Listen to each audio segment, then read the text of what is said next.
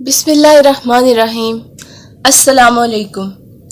حضرت سلیمان علیہ السلام کے پاس ہر قسم کے پرندے تھے۔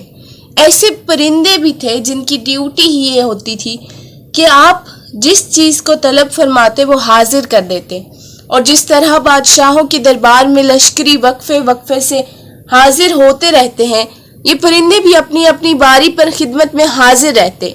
ہدہد کی یہ ڈیوٹی تھی کہ جب صحرا میں سفر کرتے ہوئے پانی نہ مل سکتا تو یہ پانی کو تلاش کرتا۔ ایک مرتبہ ہدہد حضرت سلیمان علیہ السلام کی خدمت میں حاضر ہوا اور کہا کہ میں ایک سچی خبر لے کر آیا ہوں، اور وہ خبر یہ ہے کہ سبا میں ایک عورت ہے جو بادشاہی کر رہی ہے۔ اسے دنیا کی ہر نعمت میسر ہے اور اس کے ساتھ ساتھ وہ ایک عظیم تخت کی مالک ہے۔ ہدہد نے یمن کے علاقوں میں ملکہ اور اس کے وزراء اور اعیان حکومت کے بارے میں تمام تفصیلات حضرت سلیمان علیہ السلام کو دیں۔ یہ بھی بتایا کہ بادشاہ کی چونکہ نرینہ اولاد نہیں تھی، اس لیے اس کی وفات کے بعد اس کی بیٹی کو وہاں کی عوام نے اپنا بادشاہ مقرر کر دیا ہے، اور وہ باپ کے تاج کی وارث قرار پائی ہے۔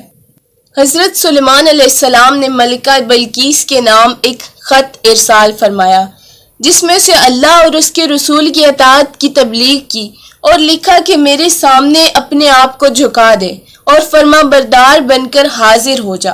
قرآن پاک کے الفاظ میں آپ نے لکھا، ترجمہ ہے یعنی میری اطاعت و فرما برداری سے سرکشی نہ برتو، بلا چون و چراں ہاتھ باندھے میری فرما برداروں کی طرح میری بارگاہ میں حاضر ہو جاؤ۔ ہدہد خط لے کر بلقیس کے پاس پہنچا۔ آج اسی واقعے سامنے رکھ کر لوگوں نے بھی خطوط ارسال کرنے کا یہ طریقہ ایجاد کر لیا، لیکن کہاں زمین اور کہاں آسمان، ایسا تفاوت کجا یا کجا۔ ائمہ مفسرین اعظام کہتے ہیں کہ ہدہد نے یہ خط لیا اور بلقیس کے پاس پہنچ گیا۔ بلقیس اپنے محل میں اکیلی بیٹھی تھی۔ ہدہد نے جب خط پھینک دیا، بلقیس نے اٹھایا، پڑھا اور اس کے مندرجات پر خوب غور و غوض کیا، لیکن کسی فیصلہ پر نہ پہنچی۔ فوراً دربار منعقد کیا، اعیان مملکت حاضر ہوئے، مسئلہ ان کے سامنے رکھ دیا۔ انہوں نے کہا کہ اگر تیرا حکم ہو تو ہم جنگ کی تیاری کریں، ہم جنگ کی راہ اختیار کر سکتے ہیں۔ دراصل ملکہ بلقیس حضرت سلیمان علیہ السلام کو پرکھنا چاہتی تھی کہ وہ کس قسم کا بادشاہ ہے۔ اس نے تحائف دے کر ایک قاصد روانہ کیا۔ وہ جانتی تھی کہ نبی سلیمان علیہ السلام تحفے قبول نہیں کرتا کیونکہ وہ کافر ہے، اور یہ بھی نہیں جانتی تھی کہ ان کے لشکروں میں لڑنے کی طاقت کس حد تک ہے۔ بہرحال یہ تحفے بڑی بڑی چیزوں پر مشتمل تھے۔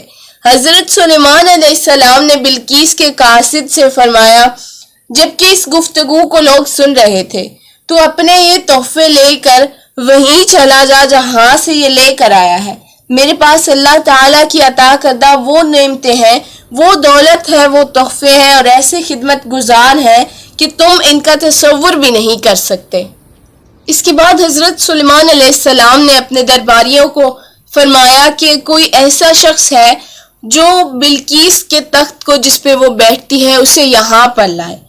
اس پر ایک شخص نے کہا کہ میں پلک جھپکنے سے پہلے وہ تخت آپ کے دربار میں حاضر کر سکتا ہوں۔ جب حضرت سلیمان علیہ السلام نے حکم دیا کہ اس تخت میں جڑے زیورات میں کچھ تبدیلی کی جائے اور اسے بلقیس کے لیے ایک غیر معروف تخت بنا دیا جائے، مقصد یہ تھا کہ اس کی فہم و فراست اور عقل و دانش کا اندازہ لگایا جا سکے۔ حضرت سلیمان علیہ السلام نے بلقیس کی آمد سے پہلے یہ حکم دے رکھا تھا کہ شیشے کا ایک محل تعمیر کیا جائے اور اس کا فرش اس انداز سے بنایا جائے کہ نیچے پانی چلتا نظر آئے۔ محل کا چھت بھی شیشے کا ہو اور فرش کے نیچے پانی میں مچھلیاں اور دوسرے آبی جانور چھوڑ دیے جائیں۔ جب یہ محل تعمیر ہو چکا تو بلقیس بھی آ پہنچی۔ حضرت سلیمان علیہ السلام اسی محل میں تخت پر جلوہ افروز ہوئے اور حکم دیا کہ ملکہ اور اس کے اعیان مملکت کو پیش کیا جائے۔ جب بلقیس نے اس بلورین فرش کو دیکھا تو سمجھی کہ گہرا پانی ہے، اس لیے دونوں پنڈلیوں سے کپڑا اٹھا لیا۔ حضرت سلیمان علیہ السلام نے فرمایا، یہ پانی چمکدار محل ہے اور اس کا فرش بلور کا بنا ہوا ہے جس کی وجہ سے تجھے پانی نظر آ رہا ہے۔ بلقیس کی آنکھیں کھل گئی، بارگاہ خداوندی میں عرض کیا، رب العالمین، میں آج تک اپنے آپ پر ظلم ڈھاتی رہی ہوں، میں حضرت سلیمان علیہ السلام کے معبود اللہ رب العزت پر ایمان لاتی ہوں۔ ویڈیو کے حوالے سے اپنی رائے کمنٹ سیکشن میں ضرور پیش کیجئے گا۔ ویڈیو پسند آئے تو لائک شیئر کمنٹ ضرور کیجئے گا اور چینل کو سبسکرائب کرنا مت بھولیے گا۔ بیل آئیکن کو پریس کر لیجئے تاکہ ہر آنے والی نئی ویڈیو آپ تک بر وقت پہنچے۔ جزاک اللہ۔